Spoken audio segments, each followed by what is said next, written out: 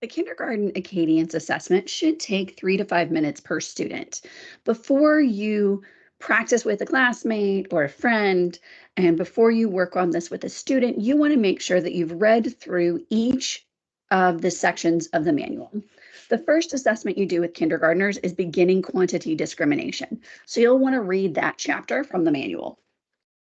The nice thing is, for each student, you'll have a scoring page that you've printed, and then you need the student materials. So the students hold on to this one, you score on the student scoring pages, and the student scoring pages tell you exactly what you want to say.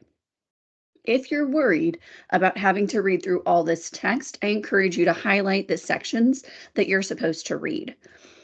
Make sure that you have your phone ready so that you can time the assessment.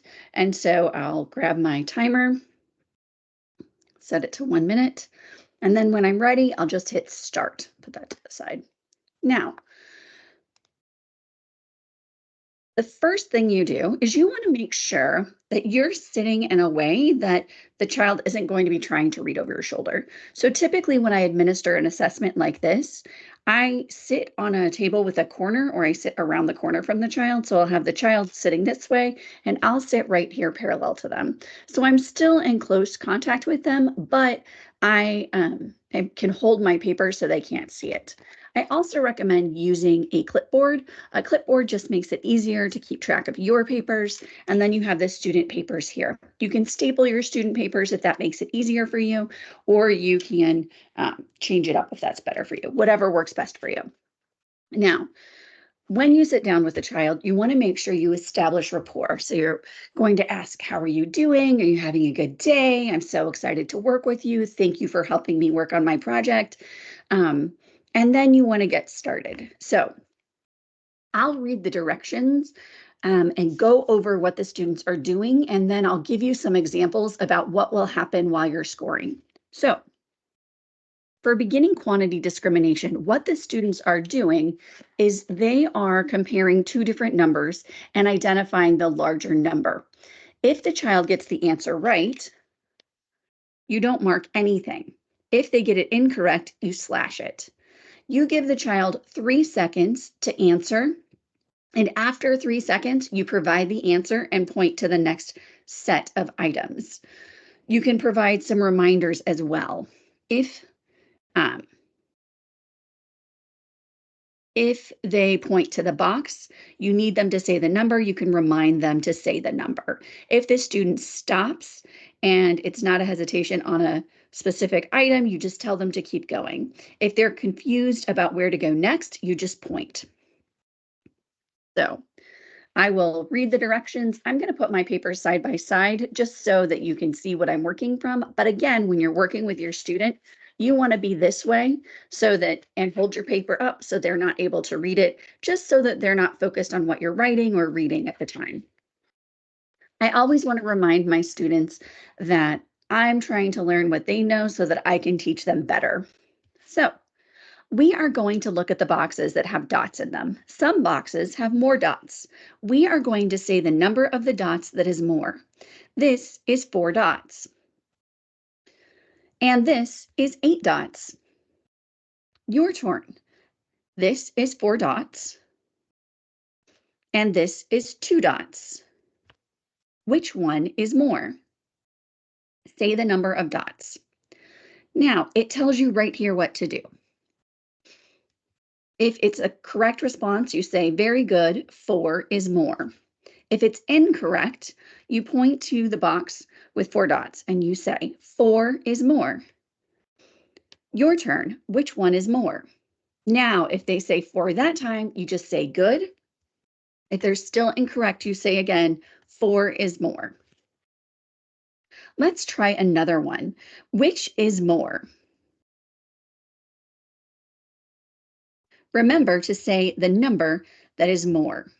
If they say the correct response, you say, very good, 4 is more. If they say an incorrect response, you say, 5 is more. Your turn, which one is more?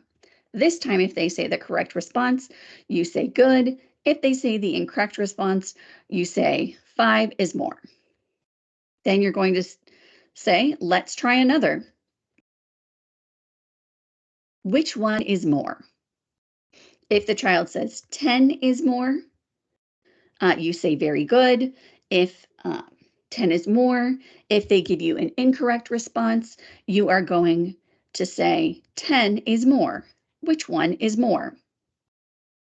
And then you're going to say good, or you're just going to tell them again, 10 is more. This assessment has a discontinue rule. The discontinue rule is in the administration directions right here.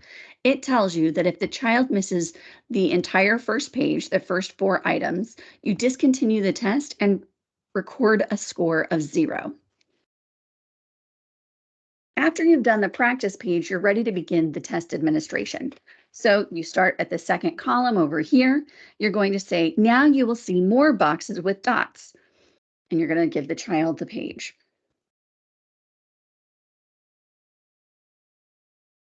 Start here, then go down.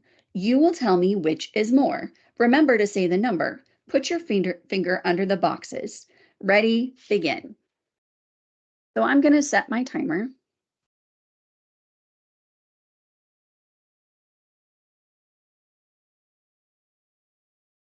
Let's say the child says 5. I don't mark anything because that's a correct response.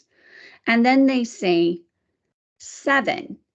That is an incorrect response because this box has 9, not 7. So I'm going to put a slash through the 9.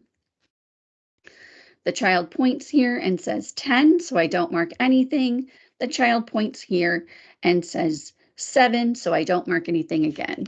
Then I'm going to turn the page. Remember, if a child hesitates for more than 3 seconds, you're going to give them the answer. So let's say I turn the page and the child says 2. That one's correct. And then they hesitate. So I'm just going to count in my head 1, 2, 3, and then I'm going to say 8. Then we'll go on to the next one. I slash out the 8. Let's say the child points to this one and says 9, and then they go, oh, wait, no, that's 10. Then you're going to have slashed it out because they said 9, and then next to it, you're going to write SC for self-correct. So the only things you have to write on the paper are when they're incorrect. So you slash out any incorrect responses, you write an SC next to any numbers that are self-corrected, and then you're going to total it up. So this child got 3, 4, 5 correct. Actually, then you put a bracket by the last one they did because the timer went off. And so this child only got 1 correct on this page for a total score of 4. So remember, you slash any incorrect responses, you put an SC for any self-corrections, and then you put a bracket where the timer goes off. It's important to put that bracket where the timer goes off because that's how you know where they stopped. Because if not, if I was just looking at this scoring sheet, I might think that they continued on and did additional rows. After you do the beginning quantity discrimination, you're going to move all of the beginning quantity discrimination sheets out of the pile, or just turn to the next page. And they give you a whole bunch of pages because sometimes you have kiddos that know a whole lot, are really good at this and can do this very quickly. You're going to turn to the next page in your packet. The next activity is next number